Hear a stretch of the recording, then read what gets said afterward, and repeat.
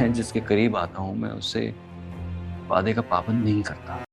میں ان سے بات کیے بغیر نہیں جاؤں گی. اسے آزاد چھوڑ دیتا ہوں اور خود آزاد رہنا چاہتا ہوں. صحیح کہتے ہیں سر. یہ جو شادی کے چکر ہوتے ہیں نا، اس میں پڑھ کے انسان انچاہے رشتوں میں گھاٹے کا سودا نہیں کرتے. بن جاتا ہے، اپنے آپ کو برباد کر لیتا ہے، اور میں اپنے آپ کو برباد نہیں کرنا چاہتا. میرے لیے میری فیلنگز بہت امپورٹنٹ ہے، لیکن میں اپنی ان فیلنگز کو ان شادی کے چکروں میں بھابی جان آپ یہ سیٹ رکھ لیجئے. ڈال کر برباد نہیں کرنا چاہتا. میں بچپن سے جانتی ہوں وہ ہمیشہ دوسروں کی خواہشوں کا احترام. میں تمہارے لیے بہت فیل کرتا ہوں. سچ کہوں تو شادی ہو جائے گی تم اس کی بیوی بن جاؤ گی تو وہ تمہارا خیال کیوں نہیں رکھے گا؟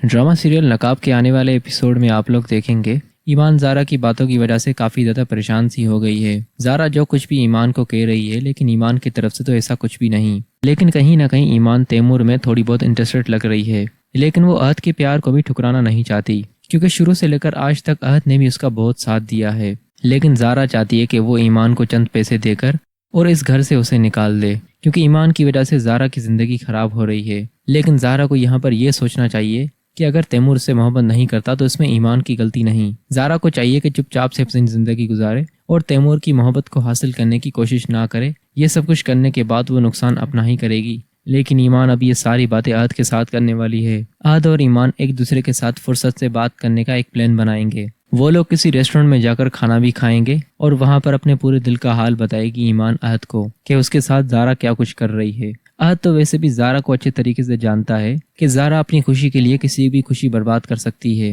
لیکن عہد ایمان کو کہے گا تمہیں پریشان ہونے کی ضرورت نہیں، اور زارا بابی سے تو تمہیں پریشان ہونے کی ذرا سے بھی ضرورت نہیں ہے، نہ ہی ان سے تمہیں کسی بھی چیز میں ڈرنے کی ضرورت ہے. تم صبر کرو، جب تیمور بھائی واپس آئیں گے نا تو دیکھنا زارا بابی کی کیسی بولتی بند ہو جائے گی.